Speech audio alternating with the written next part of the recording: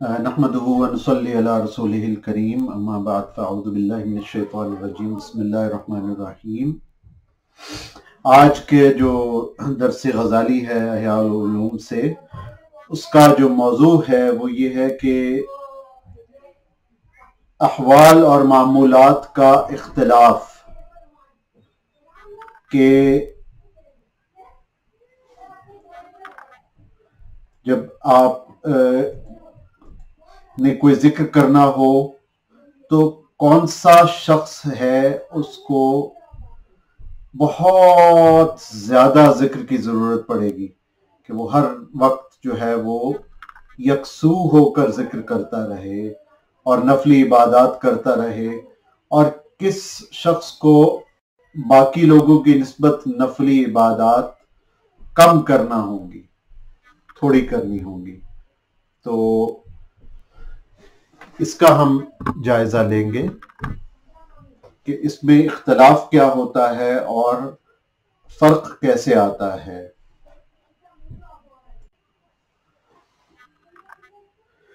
تو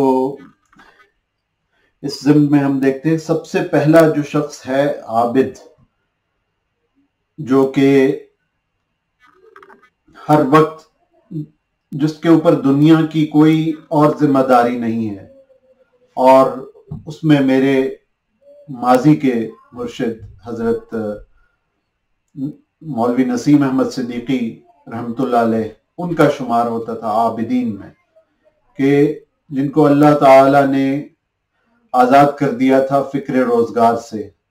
اور ان کی ذمہ یہی ڈیوٹی تھی کہ وہ ہر وقت اللہ تعالیٰ کی عبادت کرتے رہیں، اس کا ذکر کرتے رہیں، اور ان کی اولاد کے ذمہ یہ ذمہ داری آ گئی تھی، یہ فریضہ آ گیا تھا کہ وہ بڑے ہو گئے تھے اور اللہ ان کو سلامت رکھے، تو پھر اولاد نے جیسے ہی وہ بڑے ہوئے انہوں نے ٹیک اوور کر لیا معاش کی ذمہ داری، اور حضرت صاحب کو آزاد کر دیا کہ وہ اپنا 24 گھنٹے عبادت میں مصروف رہیں۔ تو ایک ایسا شخص، یا مثلا کوئی ایسا شخص ہے جس کی کوئی انکم پیچھے سے اس نے سرمایہ داری کی ہوئی ہے، اور اس کا کوئی بزنس ہے، اور اس بزنس سے اس کو آ جاتی ہے اتنی آمدن جس میں اس کا گھر کا چولہا جل جاتا ہے، اور وہ ڈیسائیڈ کر لیتا ہے کہ وہ ہر وقت ذکر اور فکر میں مشغول رہے گا، ہر وقت نوافل پڑھتا رہے گا، ذکر کرتا رہے گا، درود شریف پڑھتا رہے گا، مراقبے کرتا رہے گا، تو ایسے شخص کے لیے، ایسے شخص کا شمار عابد میں ہوگا، اور اس کے لیے یہ ہوگا کہ وہ چاہے تو 24 گھنٹے عبادت کرتا رہے، تھوڑا سا بیچ میں سو لے، تھوڑا سا کھانے کا وقفہ لے لے، اور باقی سارا ٹائم جو ہے وہ ذکر کرتا رہے۔ اس میں امام صاحب فرماتے ہیں کہ عبادت کے علاوہ اسے کوئی دوسرا کام نہیں ہے، اور اگر وہ یہ مشغلہ ترک کر دے تو اس کے پاس کام کرنے کے لیے کچھ بھی باقی نہ رہے، اس کے پاس یہی ایک آپشن ہے کہ وہ عبادت ہی کرتا رہے گا۔ تو اس کے وظائف کی ترتیب وہی ہے جو احیاء العلوم میں بتائی ہے، تو یعنی بہت کثرت کے ساتھ اسے ہر چیز کو پڑھنا پڑے گا۔ مثلا سبحان اللہ کہہ رہا ہے تو سینکڑوں دفعہ کہے گا، درود شریف پڑھ رہا ہے تو ہزاروں دفعہ اسے پڑھنا پڑے گا، 30,000 دفعہ سبحان اللہ کا معمول تھا بعض لوگوں کا، بعض صحابہ کرام ہر روز 12,000 تسبیح پڑھا کرتے تھے، بعض حضرات ایک دن میں 300 رکعات سے 600 رکعات بلکہ 1000 رکعات تک پڑھ لیا کرتے تھے۔ اگر فکر معاش سے کوئی شخص آزاد ہے تو وہ یہ کر سکتا ہے، مثلا کوئی اگر ریٹائر ہو گیا ہے، اسی لیے جو بزرگ ہیں ہمارے جو 70-80 سال سے اوپر ہو جاتے ہیں، ان میں جو عقل مند بزرگ ہوتے ہیں وہ سارا ٹائم اپنا عبادت میں یوز کرتے ہیں، کیونکہ اب معاش کی ذمہ داری تو بچوں کے سر چلی گئی، تو پھر کوشش کرتے ہیں کہ جتنا ٹائم عبادت اور ریاضت میں لگا سکیں وہ لگائیں۔ اور یہ ایک بونس ایج ہوتی ہے ابو 70 سے اوپر، اس کا مکمل جو ہے وہ فائدہ اٹھانا چاہیے۔ اچھا، اور تو اسی طرح مکہ مکرمہ میں کچھ لوگ مقیم تھے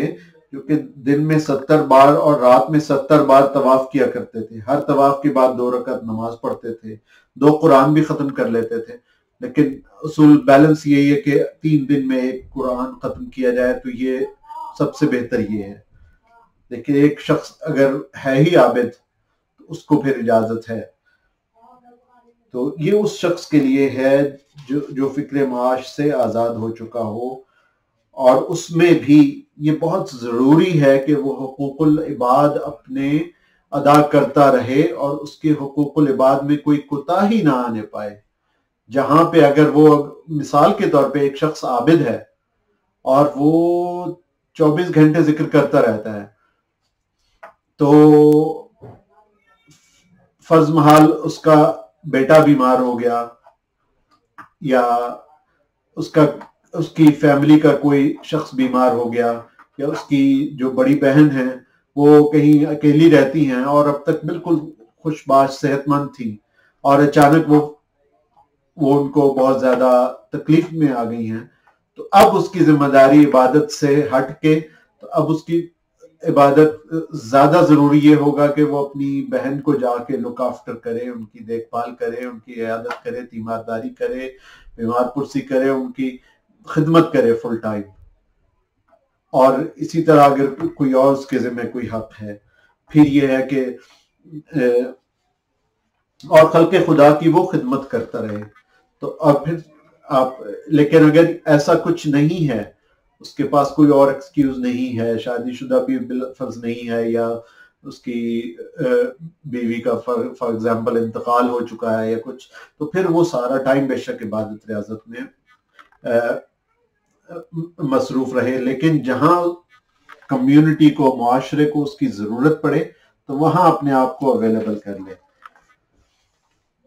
پھر اس کے بعد جو دوسرا ہے، جو عالم ہے، جو تصنیف و تالیف، تدریس اور افتاء وغیرہ کے ذریعے لوگوں کو فائدہ پہنچا رہا ہو، اس کے وظائف کی ترتیب عابد کے وظائف کی ترتیب سے مختلف. اب ایک عالم ہے جس کا کام ہی تصنیف و تالیف ہے، لیکچرز بھی اس نے دینے ہیں، اس نے کتاب بھی لکھنی ہے، اور اس نے پڑھنا بھی ہے. کہ اپنے لیکچر دینے کے لیے اس کو پڑھنے کی بھی ضرورت ہے. تو تصنیف و تالیف کا کام ہے جن کے لیے خاصا وقت درکار ہے. تو اس کے لیے جو ہے وہ وظائف کی تعداد وہ ایک عابد کی نسبت کم ہوگی، اور اللہ تعالیٰ اسی تعداد کے بدلے میں اس کو جو انعام و اکرام ہے روحانی وہ اس کو عطا فرما دیں گے. تو جتنا وہ کر سکے وہ اس کو چاہیے کہ اپنے اوقات کو تقسیم کر لے، کہ صبح ٹائم ٹیبل بنا لے، مثلا صبح سے طلوع آفتاب تک ذکر اور وظائف میں مشغول رہے، طلوع آفتاب کے بعد سے لے کر دوپہر تک درس و تدریس کرے، خلق خدا کی خدمت کرے، اور علی حاضر قیاس. تو پھر باقی جو ہے وہ اپنے مثلا عصر سے لے کر تو مغرب تک اپنے طلباء کے اسباق سن لے، پھر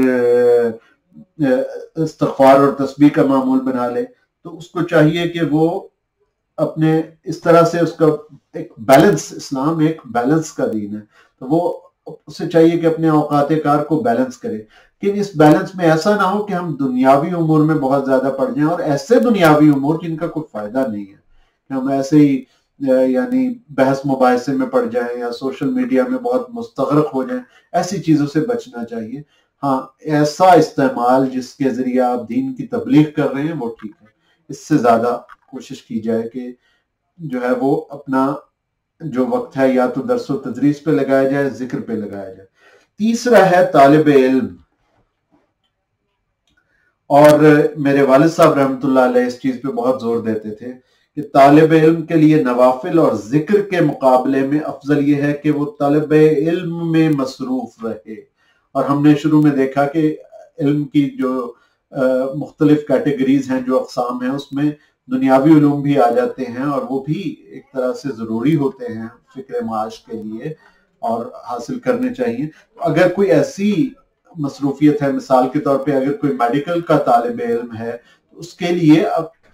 ذکر اذکار سے زیادہ بہتر یہ ہے کہ وہ جو ہے وہ اس کی اپنے جو پڑھائی ہے اس کی طرف زیادہ توجہ رکھے، اور فرض نمازیں تو ہر صورت میں ادا کرنی ہے، اور فرض نمازوں سے پھر کچھ جو تھوڑا بہت ٹائم بچے اس میں وہ ذکر اذکار بھی کر لے، لیکن افضل یہ ہے کہ وہ زیادہ ٹائم طلب علم میں لگائے گا۔ تو اسی طرح ایک جو ہے یہ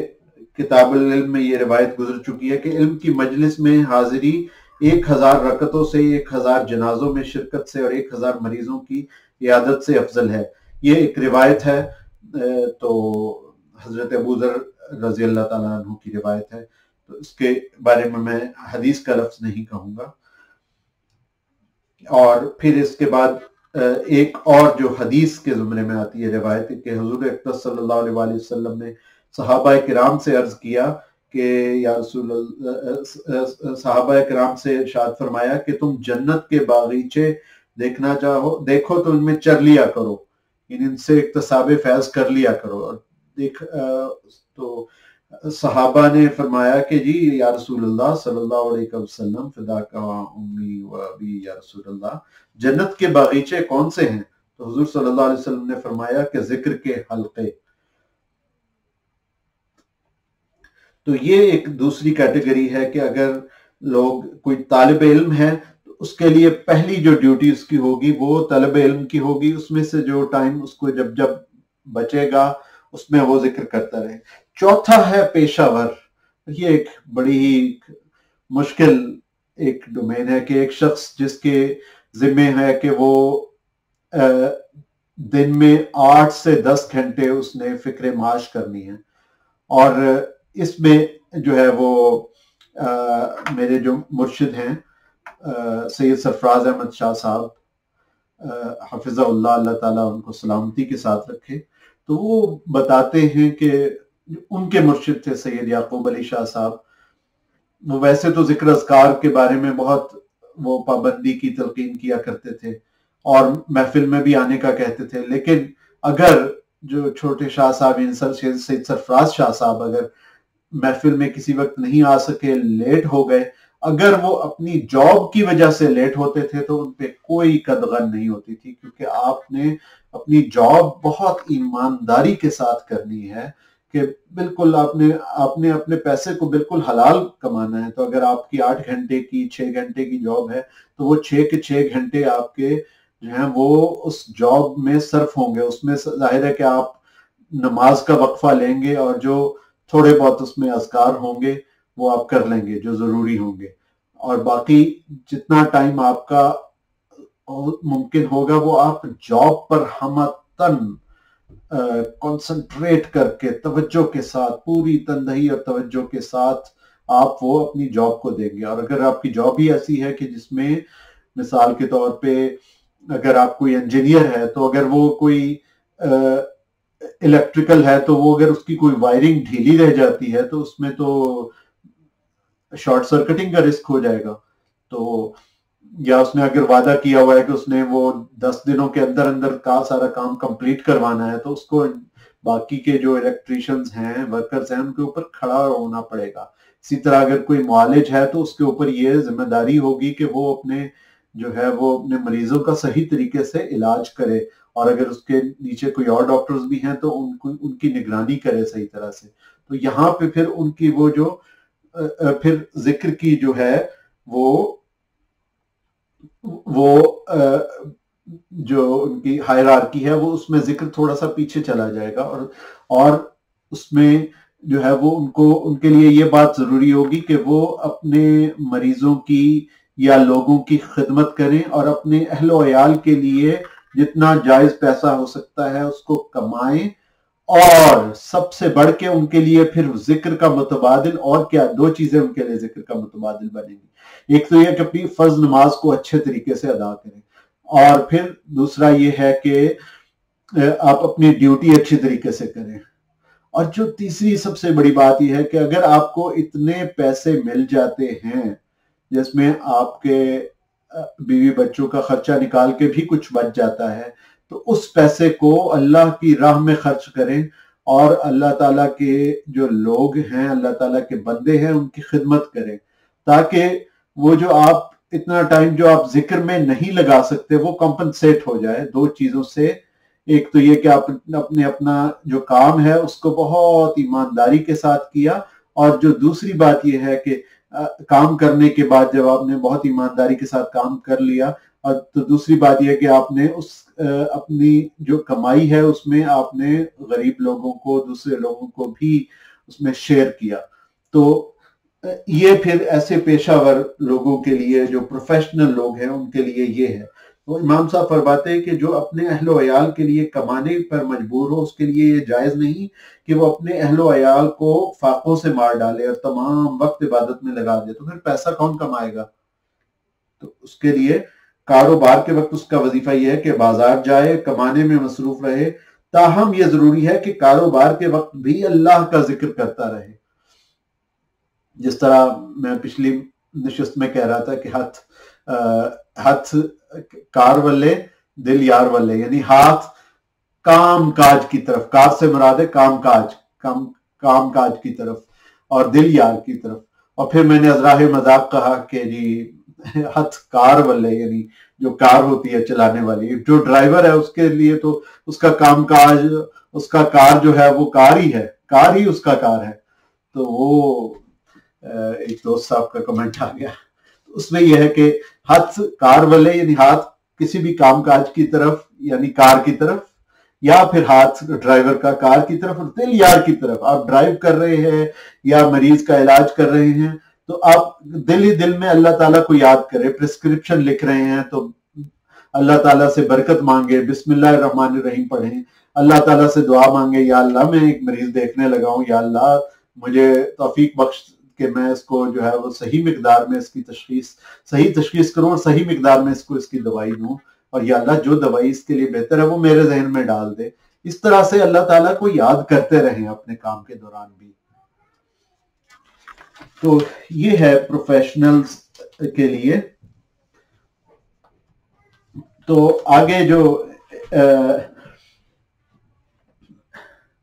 آگے امام صاحب فرماتے ہیں کہ اگر بقدر ضرورت زائد کمائے اور زائد از ضرورت مال صدقہ دے تو یہ عمل وظائف سے افضل ہے۔ تو ایسا بھی ہوتا ہے بعض اوقات سالکین کے ساتھ کہ اگر آپ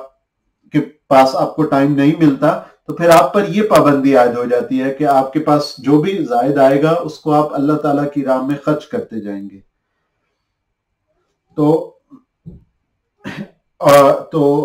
پھر جتنا آپ کو اس میں ٹائم ملے گا، ظاہر اگر ایک بندے کی 8 گھنٹے کی جاب ہے تو اس کو ہو سکتا ہے دن میں 2 سے 3 گھنٹے ذکر کے لیے مل جائیں، تو وہ ان کو ضرور استعمال کرے اور اس میں درود شریف پڑھے، اللہ تعالیٰ کا ذکر کرے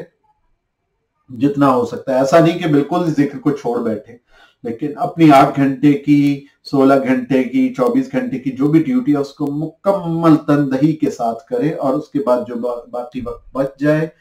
اس میں ذکر کرے، اور جتنا اس کو ایکسٹرا پیسے ملتے ہیں وہ صدقہ کی نیت سے لوگوں میں بانٹ دے۔ اور امام صاحب فرماتے ہیں کہ متعدی عبادتوں کا نفع لازم عبادت کے لیے مقابلے میں زیادہ ہوتا ہے، تو صدقے کی نیت سے کمانا بجائے خود بذات خود ایک عبادت ہے، اور اس عبادت سے اللہ کا تقرب بھی ملتا ہے، اور فقراء اور مساکین کو بھی فائدہ پہنچتا ہے۔ تو ہم میں سے جو لوگ جن کو اللہ تعالیٰ نے اتنا دیا ہوا ہے یا اتنی ان کی آمدن ہو جاتی ہے، اگر وہ اللہ تعالیٰ کا قرب حاصل کرنا چاہتے ہیں اور ان کو ذکر و فکر کا، وظائف کا زیادہ ٹائم نہیں ملتے تو وہ صدقہ کریں، اور جتنا زیادہ سے زیادہ ہو سکتا ہے 5% per month, 10% per month, 25% per month. اگر ان کے اخراجات 75% پر منتھ ہیں تو آپ کی جو آمدن ہے اس کی 75% آپ کی اس پہ چل جاتا ہے، آپ کے اخراجات پہ لگ جاتا ہے، باقی 25% اللہ کی راہ میں نکال دیں جو بچ جائے، تو پھر اس سے اللہ تعالیٰ اپنا قرب عطا فرما دیں گے۔ 5واں یہ ہے کہ حاکم اور امام، یعنی اگر کوئی ہائی کورٹ کا کوئی جج ہے یا کوئی صدر ہے یا کوئی بہت ہی نیک حکمران ہے، کوئی بہت نیک سیرت وزیر اعظم ہے، اللہ تعالیٰ ہمیں ایسے حکمران نصیب فرمائے، تو تو یہ لوگ اگر شریعت اور کے مطابق اور اخلاص نیت کے ساتھ مسلمانوں کی ضرورتوں کی تکمیل کریں، اگر یہ تو اور جج جو ہے وہ صحیح طریقے سے اپنا ٹائم لگا کے تو وہ فیصلہ انصاف کے ساتھ دے، تو پھر اس کے لیے یہی چیز جو ہے وہ اس کے لیے اللہ تعالیٰ کے تقرب کا باعث ہو جائے گی، پھر اس کو بہت زیادہ دیر رات کو جاگنے کی ضرورت نہیں پڑے گی۔ تو مثال کے طور پہ اب اس میں حضرت عمر رضی اللہ تعالیٰ عنہ کا ہے کہ آپ قاضی بھی تھے اور ایک طرح سے سپہ سالار بھی رہے، اور حضرت خالد بن ولید رضی اللہ عنہ وہ بھی سپہ سالاری فرماتے رہے شاید ان کے دور میں، تو اور خلیفہ تو تھے، تو فرماتے تھے کہ مجھے نیند سے کیا مطلب، دن کو سوؤں تو مسلمانوں پہ حقوق ضائع کروں گا، یعنی پورا دن لوگوں کی وہ خدمت کرتے رہتے تھے، رات کو سوؤں تو اپنے نفس کو ہلاکت میں مبتلا کروں، لیکن ان کو پھر جو اللہ تعالیٰ نے انرجی دی تھی، اگر ایک شخص کے بس میں نہیں ہے، اس کا ہے کہ اس نے 8 گھنٹے سونا ہی سونا ہے، تو وہ پھر ایکسٹرا بہت زیادہ جاگنے کی کوشش نہ کرے، وہ پھر جتنا اس میں سے ہو سکے رات کو اٹھ کے گھنٹہ 2 گھنٹہ وہ اللہ تعالیٰ کی عبادت کر لے، یا رات کو سونے سے پہلے کر لے، صبح جلدی اٹھ کے کر لے، رات کو درمیان میں اٹھ کے کر لے۔ تو اس کے برعکس اگر آپ دیکھیں حضرت امام ابو حنیفہ رحمۃ اللہ علیہ، ان کو جج بننے کی پیشکش ہوئی اور آپ نے قبول نہیں فرمائی، کیونکہ آپ عابد کے درجے پہ رہنا چاہتے تھے اور آپ ساری رات عبادت کیا کرتے تھے۔ تو وہ ان کو جو اس وقت کے حکمران تھے، اس حکمران نے بہت تکالیف بھی دی ان کو کہ جج کی پیشکش کیوں نہیں قبول کی، لیکن امام ابو حنیفہ نے کہا کہ نہیں، میں کیوں قبول کروں، میرے جب عبادت کر سکتا ہوں۔ تو وہ عبادت کرتے تھے اور دن کے وقت مسائل بیان کرتے تھے، مفتی تھے، فقیہ تھے۔ تو اس میں پھر یہ ہے کہ بیلنس آ جائے گا۔ اور چھٹا جون سا ہے وہ ایک موحد کا ہے کہ یہ شخص وہ ہے جو کہ وحدہ لا شریک کی ذات پاک میں مستغرق رہے، اس کے سوا کوئی منتہا فکر نہ ہو، نہ اللہ کے سوا کسی دوسرے سے محبت کرتا ہو، نہ کسی سے ڈرتا ہو، نہ کسی سے رزق کی توقع رکھتا ہو، بلکہ اسے ہر چیز میں اللہ کا ہی جلوہ نظر آتا ہو۔ یعنی جس کا کنسنٹریشن کا، مراقبے کا لیول اتنا بڑھ جائے کہ اس کا دل ہی ذکر کرنا شروع کر دے، یہ بہت بعد کی سٹیج ہے۔ تو پھر اس کو اگر وہ زبان سے ذکر نہیں بھی کرتا، لیکن اگین وہی ہے کہ ہتھ کار والے دل یار والے، اس کا دل اتنا زیادہ یار کی طرف لگ گیا ہے کہ وہ ہر وقت اللہ تعالیٰ کی اس میں اللہ تعالیٰ کی جلووں کا تصور کرتا رہتا ہے، یا اللہ تعالیٰ کی رحمت کی بدلی کا تصور کرتا رہتا ہے، یا دل ہی اس کا جو ہے وہ اللہ اللہ کہنا شروع کر دیتا ہے، اور وہ اس کو اپنے آپ کو کنسنٹریٹ کرتا ہے مراقبے میں۔ تو ایسا شخص جو بہت زیادہ مراقبہ کر سکتا ہو، تو اس کے لیے پھر وہ زبان کا ذکر جو ہے وہ تھوڑا کم ہو جائے گا، اور دل کا جو ذکر ہے وہ زیادہ ہو جائے گا۔ تو اس کے لیے پھر بہرحال یہ ہوگا، اس کا ایک ہی وظیفہ ہوگا کہ اس کا جو دل ہے وہ ہر حال میں اللہ تعالیٰ کے ساتھ حاضر رہے، اور اس کے دل میں کوئی بھی خیال گزرے، اس کے کانوں میں کوئی بھی آواز آئے، انہیں کسی بھی چیز کا مشاہدہ ہو، ہر حالت میں اور ہر کیفیت ان کے لیے عبرت اور موعظت کا سبب ہو، تو ہر وقت وہ اللہ تعالیٰ کی ذات میں گم رہے۔ تو وہ اس کا تصور ہی، تو یہ وہ لوگ ہیں جو فکر کرنے والے ہیں، جو فکر کرتے ہیں، متفکر ہیں۔ جس طرح علامہ اقبال ہیں، وہ رات کے وقت درود شریف پہ پڑھا کرتے تھے، دن کے وقت شاعری کیا کرتے تھے، اور شاعری کے لیے ان کو فکر کی ضرورت پڑتی تھی، تو وہ رات کو ان کا ذکر ہوتا تھا، دن کے وقت شاعری فکر ہوتا تھا۔ اس طرح سے وہ جو لوگ ہیں وہ اللہ تعالیٰ کے ذکر میں ہم تم مشغول رہیں، اور ذکر قلبی میں اور اپنے تصور کے ساتھ اللہ تعالیٰ کا ذکر کریں، تو ان کو بھی جو ہے وہ بہت زیادہ وظائف کی ضرورت نہیں پڑے گی، بلکہ ان کا یہ جو تصور اور مراقبہ ہے یہی ان کے لیے جو ہے وہ ان کا ذکر بن جائے گا۔ لیکن یہ کہتے ہیں کہ یہ صدیقین کا انتہائی درجہ ہے، یہاں تک صرف وہی لوگ پہنچ پاتے ہیں جو زمانہ دراز تک مذکورہ وظائف کی پابندی کریں۔ تو یہ ان کے لیے یہ ہے کہ جو پہلے جو 5 کیٹیگریز آئی ہیں اس میں کچھ نہ کچھ وقت نکالنا چاہیے، اور اس میں بھی اگر کچھ نہ کچھ آپ نکال لیں زبان سے، ہونٹوں سے وظیفہ ادا کرنے کے لیے، اگر آپ ہونٹوں سے وظیفہ ادا کرتے ہیں، کرتے کرتے کرتے کرتے پھر کہیں جا کے انسان اس سٹیج پہ پہنچتا ہے کہ وہ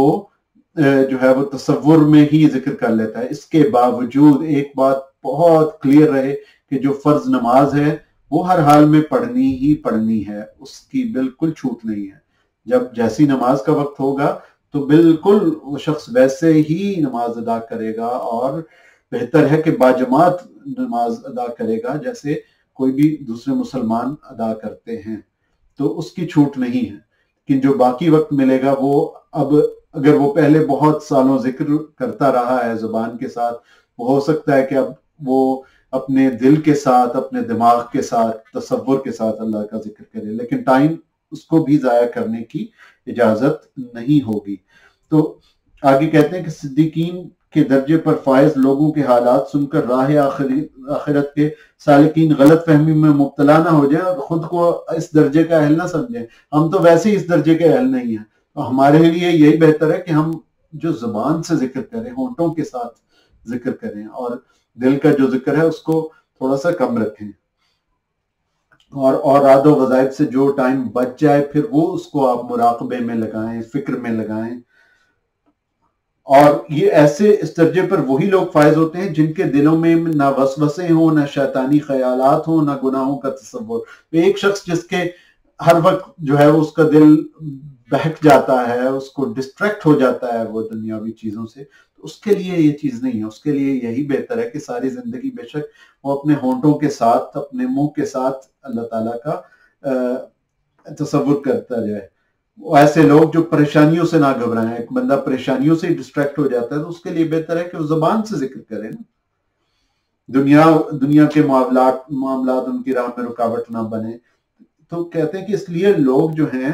وہ، امام صاحب کہتے ہیں یہ رتبہ آسانی سے نہیں ملتا، بلا وجہ غلط فہمی کا شکار نہ ہو، اپنی عاقبت خراب نہ کریں، اور بلکہ مستقل مزاجی کے ساتھ اپنے، اب آگے میں اس میں کہہ رہا ہوں کہ اپنے مرشد کے بتائے ہوئے اذکار جو ہیں، یا پھر جو مسنون اذکار جو صحیح احادیث میں ملتے ہیں ان کے مطابق وہ اللہ تعالیٰ کی عبادت میں اور ذکر میں لگے رہیں، اور درود شریف پڑھتے رہیں،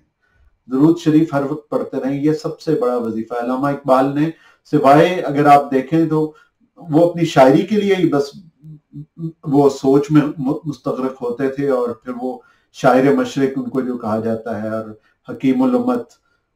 تو وہ جو اور مفکر کا جو ان کو کہا جاتا ہے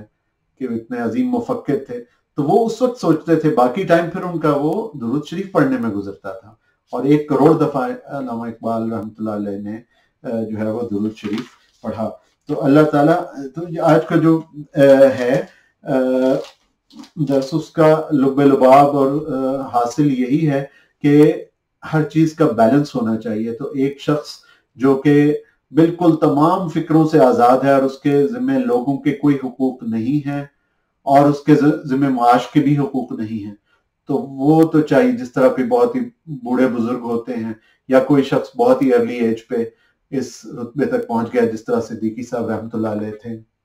جنہوں نے اپنا معاش ترک کیا، اپنے بیٹوں کے حوالے کیا، اور خود ذکر و فکر میں لگ گئے۔ تو ایسے لوگ تو ان کو چاہیے کہ وہ 24 گھنٹے اللہ تعالیٰ کی عبادت کرتے رہیں، لیکن ایسا ہونا بہت مشکل ہے، بہت ہی مشکل ہے۔ صدیقی صاحب خود بھی فرماتے تھے کہ آپ لوگ یہ ٹرائی نہ کریں کہ ساری رات جاگنا ہے،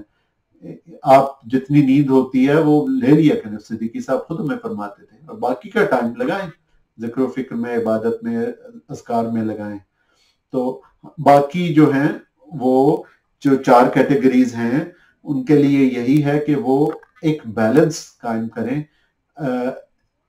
جس میں وہ اللہ تعالیٰ کے لوگوں کے حقوق ادا کریں، اپنے اہل و عیال کے حقوق ادا کریں، اور ان کے لیے فکر معاش کریں، اور ان کے لیے پیسہ کمائیں، اور اس سے غریب لوگوں کی خدمت کریں، یا علم حاصل کریں، یا علم بانٹیں، یا لوگوں کی رہنمائی کریں، یا لوگوں پہ اگر وہ حاکم ہیں یا قاضی ہیں تو عدل کے مطابق انصاف کے ساتھ فیصلے کریں، اور پھر جو باقی ٹائم بچ جائے اس میں وہ وظائف اور ذکر اذکار کر لیں، اور فرض نماز کی پابندی روزے کی پابندی، زکوٰۃ کی پابندی، صدقات کی پابندی، اس سے ہرگز اپنے آپ کو آزاد نہ سمجھیں۔ اسی کے ساتھ ہم اجازت چاہتے ہیں۔ وآخر دعوانا الحمدللہ رب العالمین والصلاة والسلام علی اشرف الانبیاء والمرسلین والحمدللہ رب العالمین۔ السلام علیکم ورحمۃ اللہ وبرکاتہ۔